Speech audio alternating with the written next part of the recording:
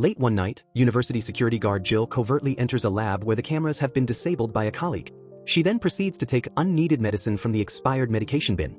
The following day, she sells these drugs to Greg, who shortchanges her. Afterward, Jill visits her mother-in-law, Doris, to pick up her children, Matilda and Noah. Doris reminds Jill about bringing the kids back promptly, underscoring Jill's limited custody. During the drive, Jill tries to connect with her children by asking them questions. Matilda responds cheerfully, but Noah remains quiet. As the car radio suddenly cuts out, another vehicle on the street veers out of control, forcing Jill to swerve. However, a second car collides with theirs, sending their vehicle tumbling down a hill and into a lake. Water rapidly fills the car as Jill instructs her children to unbuckle their seatbelts to escape through the window. When she attempts to follow, the water's current makes swimming difficult. Fortunately, she surfaces and finds Noah nearby, while Matilda is on the shore being resuscitated by 2 police officers. They inform Jill that the city is experiencing a widespread power outage and advise her to go to the hospital due to a noticeable cut on her forehead. At the hospital, the family is surprised by the unusually high number of injured individuals.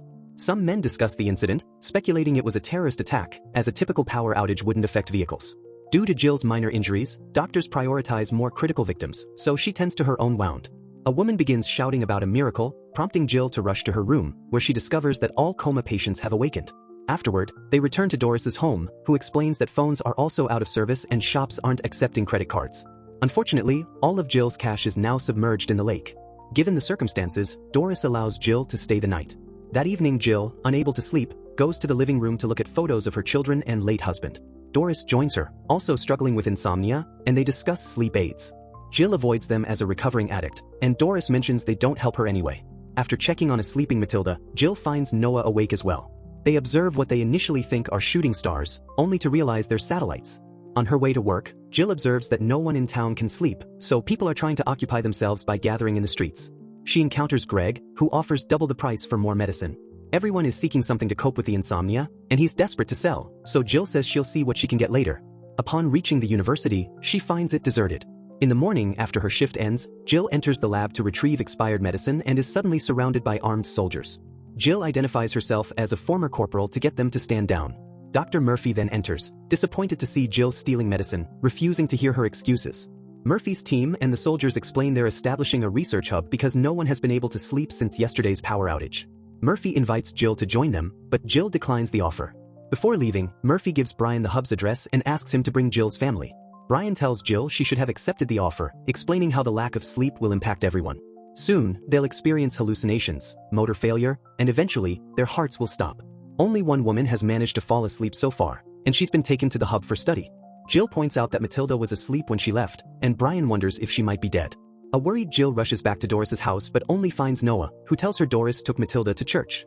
Jill gathers some supplies and tells Noah they'll go pick up his sister, but as they're about to leave, Brian blocks their way. He wants Matilda taken to the hub for study as well, but Jill refuses. She and Noah walk through town with Brian following. People are starting to lose their minds, becoming violent, destroying things, and fighting. They find a body behind a dumpster, and Jill is shocked to see it's the sheriff. When Noah asks what's happening, Jill explains that sleep deprivation shatters the human mind. Meanwhile, Doris introduces Matilda to the pastor, who encourages her to sleep so she can become a beacon of hope for the insomniacs. Once she's asleep, the pastor tells his followers they have a miracle and that energy will soon spread. However, when Matilda wakes up and Doris tries to take her out, people begin asking when she'll help them sleep too, even considering sacrificing her like God sacrificed Jesus to save them. As the pastor tries to calm everyone, the trio arrives, and a cop prepares to shoot, so the pastor again directs everyone to their seats. Jill wants to take Matilda away, but the crowd doesn't want the girl to leave, and a woman reminds her that Matilda is legally under Doris's care. As tension rises again, Brian reminds everyone that sleep deprivation is affecting their personalities and tells them about the research hub, promising that scientists can solve this.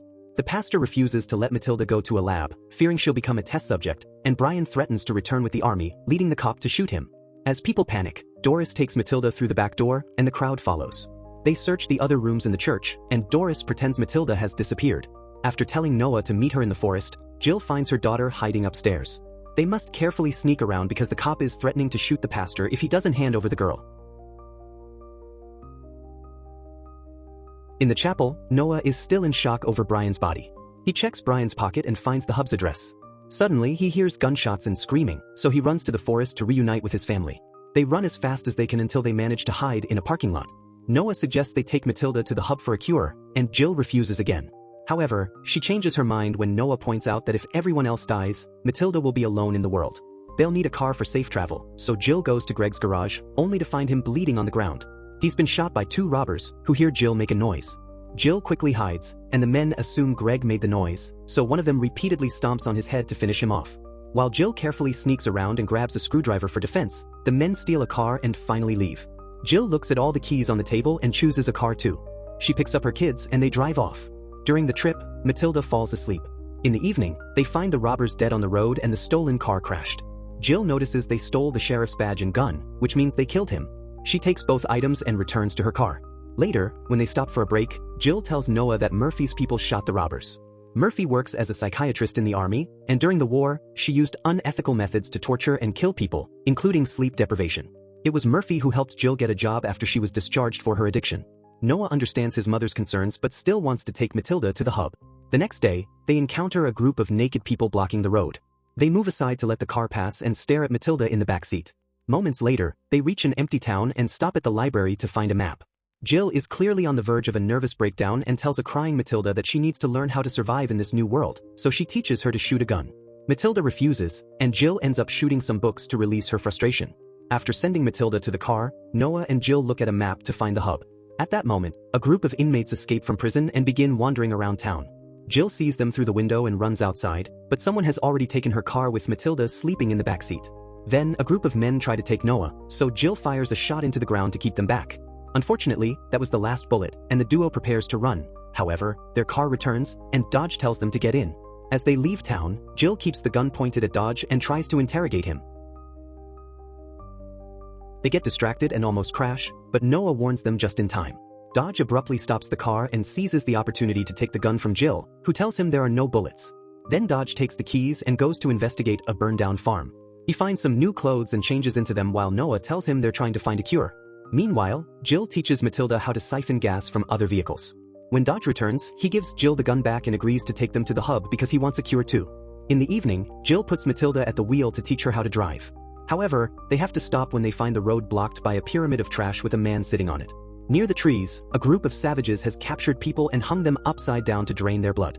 A terrified Jill immediately takes over the wheel and tries to leave, but the car crashes against the pyramid, and the savages start breaking the windows. As Jill maneuvers the car around the trash pile, the savages reach inside, and the family has to fight them off to keep them out. When a woman grabs Matilda by the hair, Noah stabs her arm with a screwdriver until she lets go. Some people manage to grab Jill and almost pull her out, but at that moment, Matilda presses the gas pedal, and they finally escape. The savages run after them for a while, but the car is too fast for them to catch up. A few hours later, the group sees the hub lights in the forest. The family gets out of the car and says goodbye to Dodge, who leaves alone in the vehicle. There's an old shack near the road, so Jill tells the kids to wait there while she checks out the hub first to ensure it's safe. After stopping at a river to freshen up, Jill approaches the hub and notices the soldiers taking injections to stay sane. She waits for a truck to cross the bridge so she can walk under it unseen and finds some bullets on the stairs. Once the guards turn away or go inside, Jill manages to sneak in and uses the same password they used at the university to enter the lab, where she puts on a lab coat to go unnoticed. In the next room, she finds the sleeping woman, and the other doctor assumes she's there for blood samples. Jill begins taking samples while noticing the wound on the woman's arm, evidence of dozens of previous pokes. The woman complains, and Jill promises to help her but also asks her to look after Matilda if everyone else dies. The confused woman says she doesn't know why she can sleep, as she was supposed to die months ago.